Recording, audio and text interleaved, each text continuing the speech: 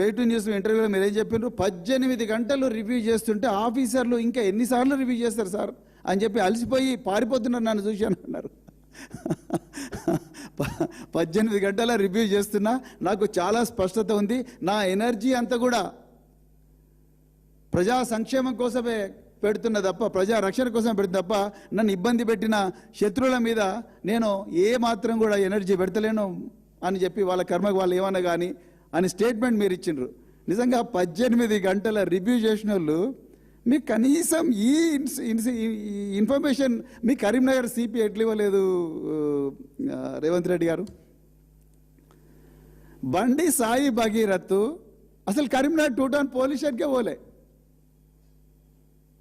ఆ విషయం మీకు పోలీసు వాళ్ళు చెప్పిండ్రా? ఆయన పోలే.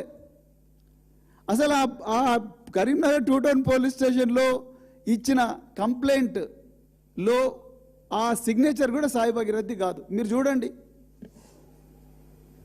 సాయి భగీరథ్ పోలీసు వాళ్ళకు పెట్టిన ఒక ఈమెయిల్, సోకాల్డ్ ఈమెయిల్, అదేవిధంగా కరీంనగర్ 2 టౌన్లో ఆయన ఇచ్చిన షికాయత్ అంటే కంప్లైంట్, ఫిర్యాదు, అసలు ఆయన పోలేదండి కరీంనగర్ 2 టౌన్ పోలీస్ స్టేషన్కు. మీరు ఎవరినైనా అడగండి, ఆయన ఇప్పుడు ఆయన రేపు దొరుకుతాడు కదా, మీరు తలుచుకుంటే దొరుకుతాడు ఆయన. ఇప్పుడు ఆయన దొరికిన తర్వాత ఆయన ఇంటరాగేట్ చేసేటప్పుడు అడగండి కరీంనగర్ 2 టౌన్ పోలీస్ ఎవరు పోయినారు. మీరు ఇప్పుడు అడగండి రేవంత్ రెడ్డి గారు, ఫోన్ చేసి కరీంనగర్ సిపి గారిని అడగండి, బండి సాయి భగీరథ్ కరీంనగర్ 2 టౌన్ పోలీసులు అడుగు పెట్టిండా?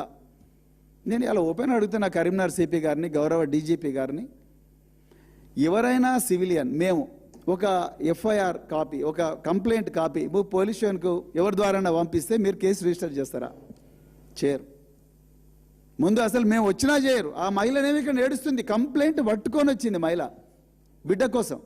అక్కడనేమో ఎవడైతే దుర్మార్గుడు ఉన్నాడో వాడు ఇక్కడి నుంచే పంపిస్తాడో కంప్లైంట్, ఆ కంప్లైంట్ ఒకటి తీసుకొని ఇచ్చిపోతాడు.